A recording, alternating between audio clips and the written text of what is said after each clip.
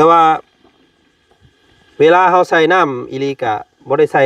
เต็มล็อกพี่น้องเนาะใส่ประมาณครึ่งพี่ละเนาะใส่ประมาณซ้ำกันนี่ก็ได้น้ำนะให้มันเลิกลงจากอันหน้าดินนี่ประมาณคืบนึงนี่ก็ได้แล้วนี่เพียงนี่ก็ได้น้ำนะแต่ว่าน้ำน้องเพิ่นว่ายังบ่ค่อยเนียบปานใดว่าซั่นพี่น้องเอ้ยเนาะโอ้อันจักมื้อได้เจ้าใส่นี่เมื่อวานนี่เต็มบ่แต่วันยังเหลือซ้ำนี่เนาะตัวนี้แหละตัวปัญหานี่พี่น้องเอ้ยเนาะตัวนี้บ่พอใส่ก็ย่าซะน้องเด้อเดี๋ยวบ่าวจันมารอบหน้าสิซื้ออันว่าน้ำยากันซึมเนาะเนาะเข้าปลายที่ว่าพ่นมาสีห้องสีเลยก็แปลว่าให้น้องทิ้งเนี่ยเอาห้ำน้ำเพิ่นเนาะห้ำที่เพิ่นบ่ได้เอาเมื่อเกลือไก่โคยใส่ปลาเนาะแต่ว่าขั้นตอนแรกนี่แม่เพิ่นสิซื้อหัวอาหารให้เนาะเกลือให้มันใหญ่ให้มันอย่างไรให้เจ้าเลี้ยงนั่นเองว่าซั่นซะพี่น้องเอ้ยหาหัวปวกมีอยู่บ่ตามผู้ตามยังพอมีอยู่เนาะหาเอาหัวปวกมานำพี่น้องเลยโมเมนต์ว่าสิเกลือแต่หัวอาหารอย่างเดียวเนาะเดี๋ยวสิมาต่อไปเลยมาต่ออยู่นี่ไปเอาขี้พุ่นแม่มาใส่อันนี้เงามันนี่เอาขี้แกบขี้ยังนะมาถอกใส่แล้วก็หดพักหด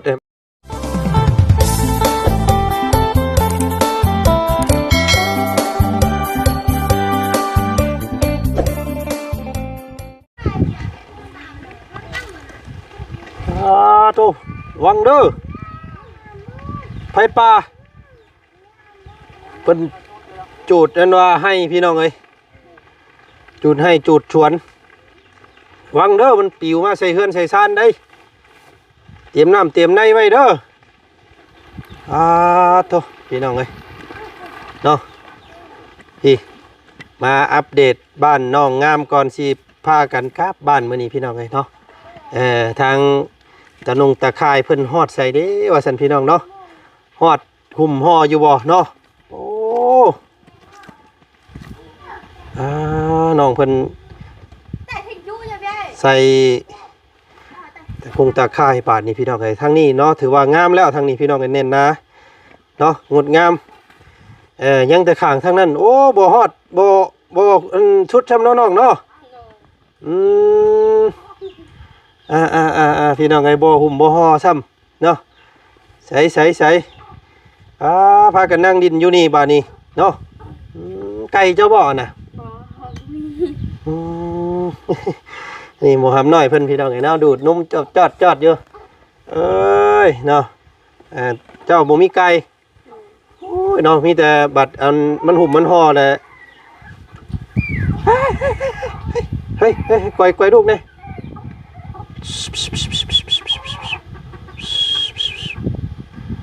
เ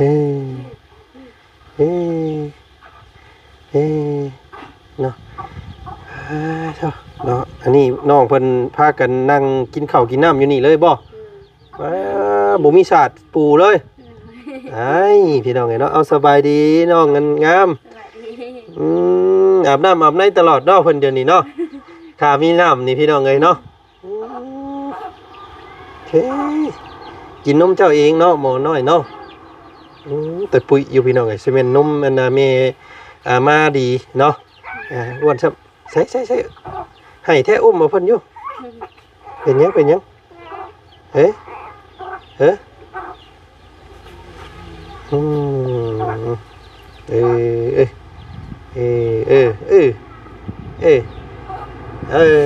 เนาะ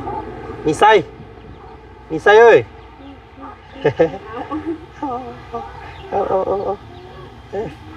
อยากนอนอยู่พี่น้องไงเนาะต่อนอนน้ำเอาเข่าได้บ่เป่งได้บ่มาได้ยังฮะใช้เบิ่งโยหันเนาะเจ้าเป่งใช่เลยบ่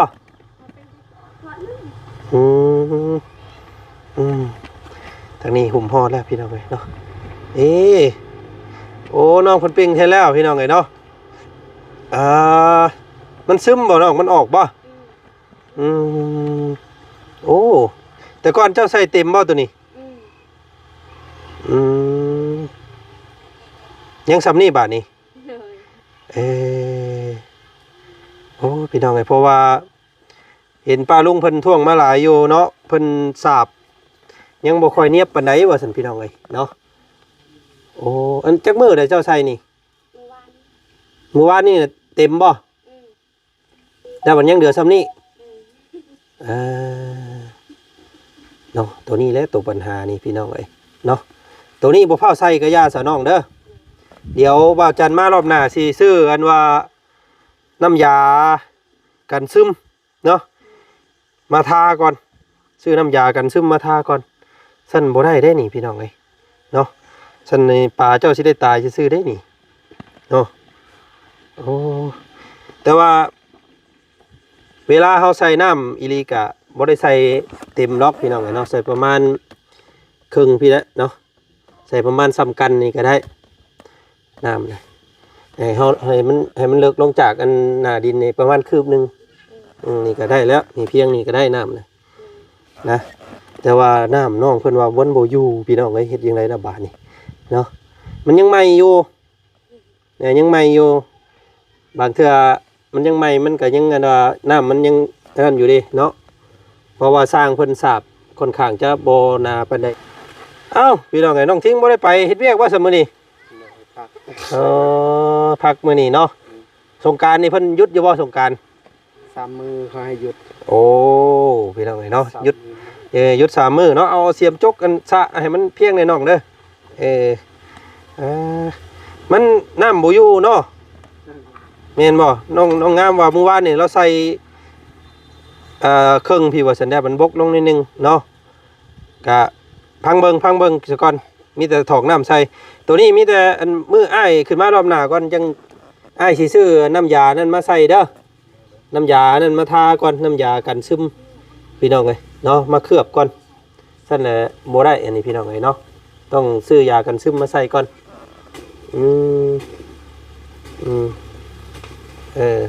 ปั๊บอันนั้นไปถ่าอยู่หั่นแหละให้มันงามกำลังสิเดินทางกลับบ้านพี่น้องเนาะทักทายสบายดีพอแม่พี่น้องกันหมดสุขุสุคนเนาะเจอกันกับบ่าวจันอีกคือเก่าเช่นเคยมื้อนี้พี่น้องเอ้ยเนาะพ่อกันมื้อนี้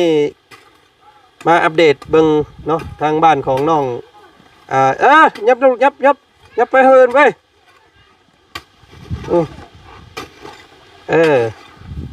มาพริกมาพายมาเขืออันซื้อให้เมื่อนั้นเพิ่นปลูกได้บ่น้องใส่เพิ่นปลูกอยู่หม่องใดเนาะ2 มื้อเราฮดจะเจือเด้ออันตะไคร่น้ำบ่ฮอดเนาะเอาอีกโคตรนึงพี่น้องเอ้ยโคตรนึงตั้งมานี่ยังบ่หุ่มบ่ฮอนี่น้องปลาค่ะมันเป็นน้ำแรกเด้เนาะน้ำแรกมันก็อาจจะบกอยู่พี่น้องเลยมีแต่เขาเติมน้ำเอาเนาะใส่แต่นองเดียวนี่ก่อนก็ได้นองนั่นบ่พอใส่เนาะเพราะว่าต้องได้ใส่ยากันซึมก่อนพี่น้องเลยเนาะเพราะว่าเพิ่นสาบค่อนข้างจะบางสร้างเพิ่นเฮ็ดเนาะสาบมันบ่ค่อยหนาปานใดมันก็เลยเฮ็ดให้น้ำมันซึมออกเนาะ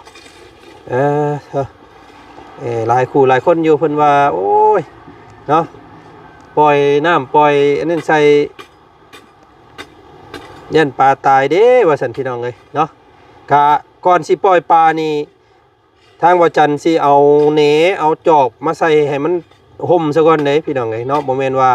สิปล่อยแบบนี้โลดเนาะทางแม่เพิ่นให้ซื้อเหนตัวเป็นเหนเนาะเหนแล้วก็กับพักเนาะพักจอบพักตบมาใส่ให้มันเต็มเดี๋ยวจะปล่อยปลาได้พี่น้องไงสิเอาแบบนั้นเนาะแล้วก็ทาง FC เพิ่นคอมเมนต์มาอยู่ว่าโอ้ยน้องเพิ่นสิหาอันสิไปหาเงินซื้ออาหารปูอาหารปลาเนี่ยอะไรนี่ว่าสันพี่น้องเลยเนาะสิให้น้องเพิ่นผสมเนาะผสมผสานแบบเดี่ยงแบบธรรมชาติน้ำ เนาะเกลือห้ำเกลือเข้าอันที่เข้ากระดงกระแรงน้องเพิ่นเลยพี่น้องเอ้ยเนาะเข้าปลายที่ว่าพ่นมาสีห้องสีเลยก็แปลว่าให้น้องทิ้งเนี่ยเอาห้ำน้ำเพิ่นเนาะห้ำที่เพิ่นบ่ได้เอาเมื่อเกลือไก่โคยใส่ปลาเนาะแต่ว่าขั้นตอนแรกนี่แม่เพิ่นสิซื้อหัวอาหารให้เนาะเกลือให้มันใหญ่ให้มันอย่างไรให้เจ้าเลี้ยงนั่นเองว่าซั่นซะพี่น้องเอ้ยหาหัวปวกมีอยู่บ่ตามผู้ตามหยัง มี พอมีอยู่เนาะหาเอาหัวปวกมานำพี่น้องเอ้ยโมเมนต์ว่าสิเกลือแต่หัวอาหารอย่างเดียวเนาะ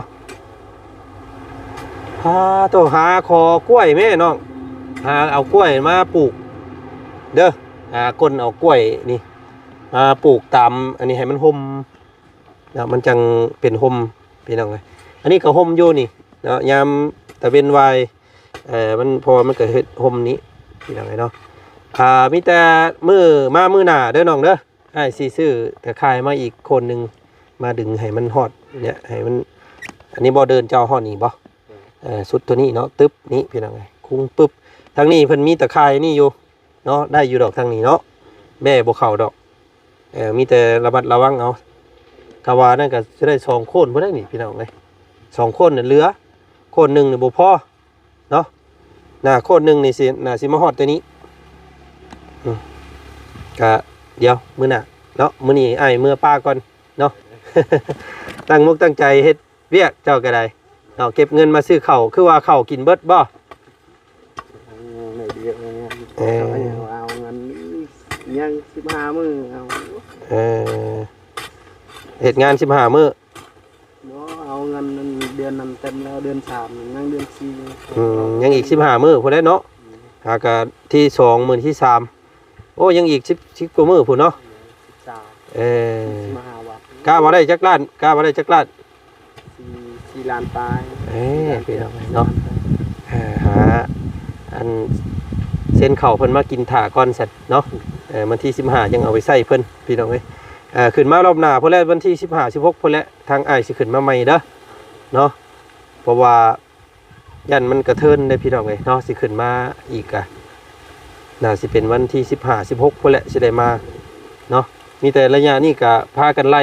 แบ่ก่อนเด้อบ่ให้มันเข้ามาซะมันกินโอ้มักพริกบักพายเบิดได้นี่พี่น้องเอ้ยเนาะต้นมะคุ้งแม่เพิ่นอันนั้นมาให้ก็ฮดเด้อนี่มันติดอันนี้พี่น้องเอ้ยเนาะใกล้สิได้กินแล้ว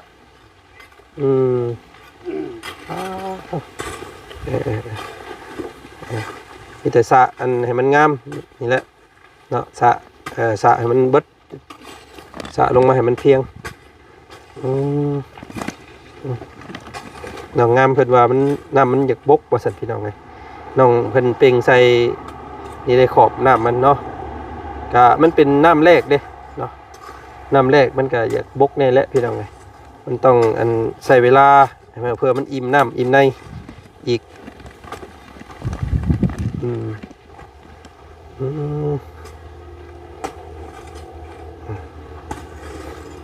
น้องเพิ่นปัดกวด4 วันเมืองก่อนเนาะนี่ก็ต้นกล้วยพี่น้องเนาะน้องเพิ่นมีอยู่กล้วยหอมกล้วยเก้าเนาะงามอยู่ตัวมาตกใจอยู่บ่มาเนาะบ่ได้มาบ้านแต่ลนเนาะมาเห็นแล้วบ่ได้เนาะของน้ำของในแล้วคือว่าบาทนี้พี่น้องเนาะเฮือนกะงามบาทนี้เนาะ หาเงินซื้อเตียงนั่งเด้อเนาะอยู่ตารางเนาะเมียนั่งก็โอ้นั่งอยู่พื้นเลยพี่น้องเอ้ยเนาะมันก็กัดก้นแล้วปูนพี่น้องเอ้ยหาเงินก่อนเนาะหาเงินได้ก่อน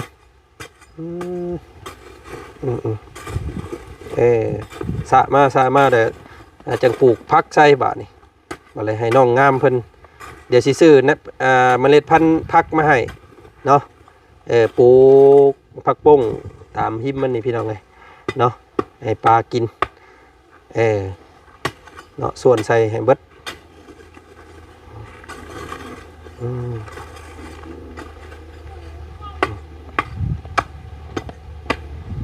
อันนี้หมักนัดเนาะต้นหมักนัด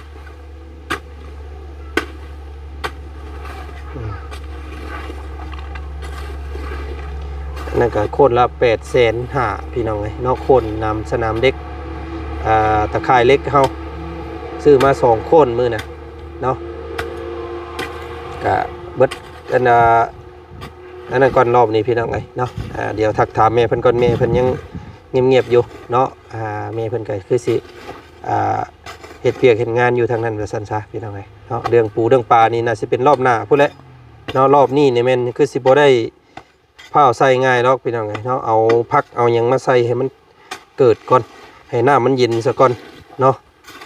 สั่นตายเลยพี่น้องเอ้ยเนาะเอาปลาลงแบบนี้นี่อันมันเค็มปูนเนาะ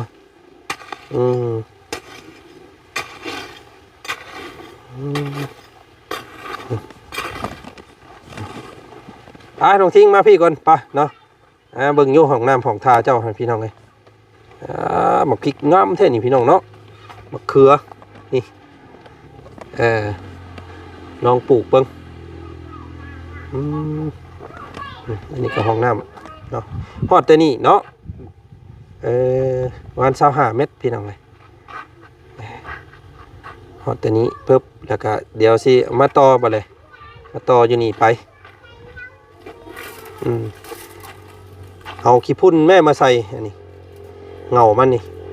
เอาขี้แกบขี้ยังนะมาถอกใส่แล้วก็หดพักหดใช้ห้องน้ำเข้าแล้วบ่น้องงามน้องทิ้งฮะให้แตกเนาะมันสิแตกในหมู่ได้ตอนแรกมันเขาอ๋อน้ำเบิดโอ้น้ำญี่ปุ่นมันออมงอกดิเขาไปสายมันไม่มีคนมันแรงจนคนพากันแปลงเอาเนาะพากันดึงพากันเฮ็ดเอาทอนั่นดิทอเขาใส่กาวนั่นมันบนแน่นมันรุดเนาะมันรุดอยู่ลมเฮาใส่ตะกี้ต้องใส่ให้ดีแม่เนาะตอนใส่เด้อสั่นน้ำขาดได้นี่พี่น้องเนาะเจ้าต้องเป่งไว้หลายๆรดน้ำเป่งไว้ให้มันเต็มอันกระถางนี่เวลามันมีปัญหาแต่จังพอกันอาบอยู่นี้พี่น้องเนาะสะอาดสะอ้างดีอยู่ของน้ำมองในเราพี่น้องเลยเนาะไปมาพี่บาทนี่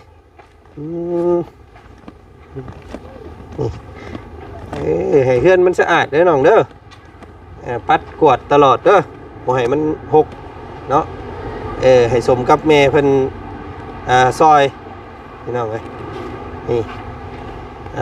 ปัดไว้ไม้ไว้ตอกบ่ให้มีมือแต่ละมือเนาะงามแล้วบาทนี่พี่น้องเลยเนาะพอได้ขังแบ่เนาะเวลาเจ้าบ่อยู่เจ้าปิดไว้เด้อยันแบ่เข้ายังแต่ขังนั่นบาทนี้ยังไม่เดียวนึงเนาะรอบหน้าผู้ใหญ่สิซื้อมาให้อีกเดี๋ยว รอบนี้เมื่อป้าก่อนเบิดเวลาแล้วพี่น้องเลยอันนี้มาได้เช้งอันนี้มายังซื้อเอาพี่น้องไปซื้อเข่าเอาเพิ่นเนาะ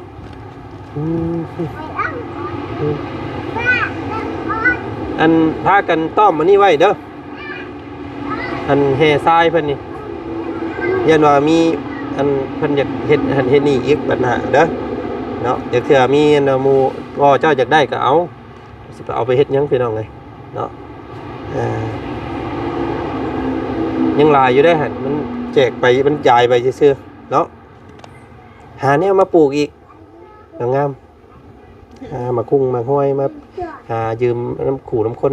คอเอาเบี้ยมันบักพริกเนาะปลูกไปตามมันหิมหัวนี่ปลูกไปโลดมัน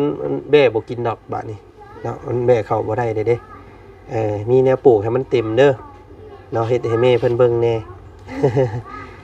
หาคอน้ำขู่น้ำข้นหมักพริกหมักพายไปดินอยู่ใส่เห็นมีกับคอน้ำเพิ่นเบี้ยมันมา2 ต้น 1 2 ต้นปลูกเนาะ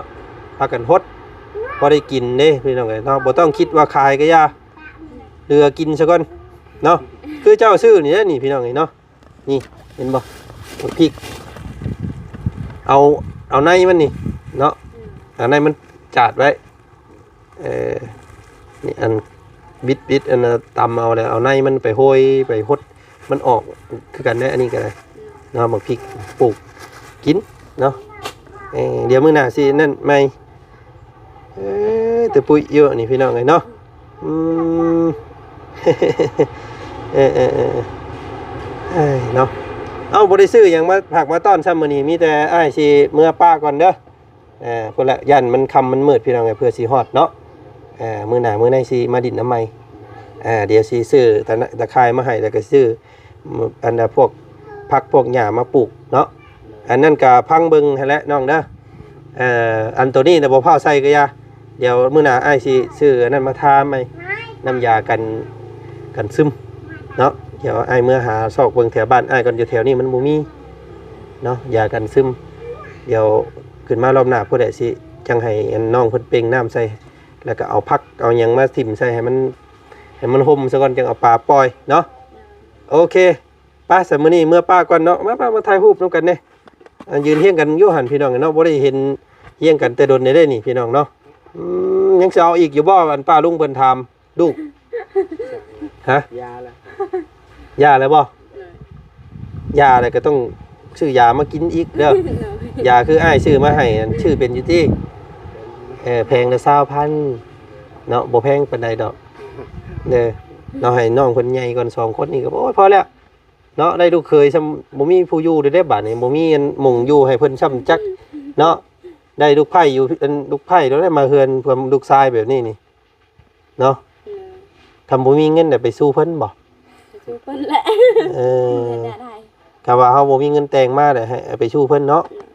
แบบนั้นก็ได้คือกันเนาะมานี่เพิ่นสิอยู่ไสบาดนี้พี่น้องเอ้ยต้องมีผู้เดียวอยู่นี่มาก็ต้องได้ออกเฮือนอีกเนาะอยู่นำแม่ก็พอบ่ได้อีกแม่นบ่พี่น้องเอ้ยน้องมีโศกมีไสเฮาสิได้ลูกไผ่มาเฮือนอีกแล้วพี่น้องเอ้ยเนาะก็ได้ก็ได้แต่น้องเนาะพากันเฮ็ดอันนี้ให้มัน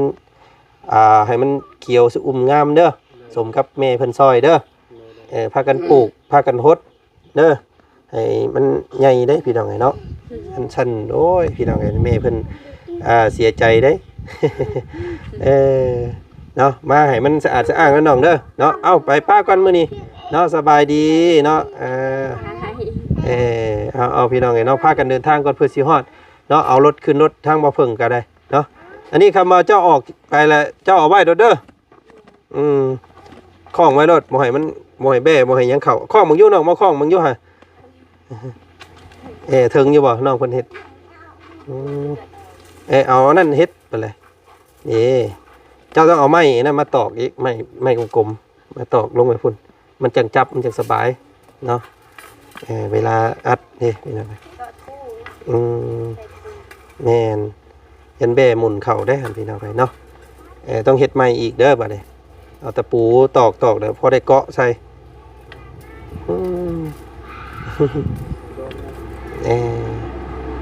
เนาะเนี่ยมันสิง่ายแล้วมื้อหน้าตอกเล็กตะปูใส่นี่อีกเนาะคล้องมันจังอันนั้นพี่น้องเอ้ยกับดินทรายนี่เด้อต้อมไว้เด้อยังหลายอยู่เด้อนี่พี่น้องเอ้ยเนาะพากันต้อมไว้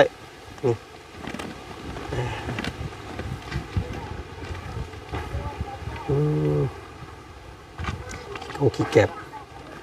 เมื่อป้าก็เด้อตัวพ่อเด้อใช้ตัวเมย์ไปทางไหนไปหาไม้นะโอ้เถอะนะโอ้พี่น้องจูดให้จูดนั่นอยู่ทางนั้นก็ได้เนาะพี่โอ้เท่าคนก็ลุกกุ๊กกว่าพี่น้องเอ้ย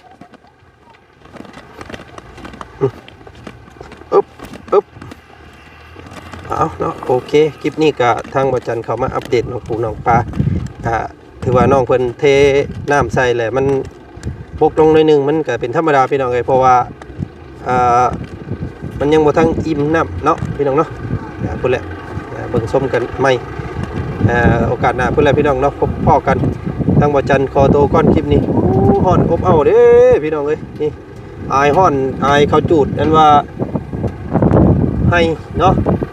แหมเปียพี่น้องเอ้ยเท่านี่รถขึ้นรถเนาะ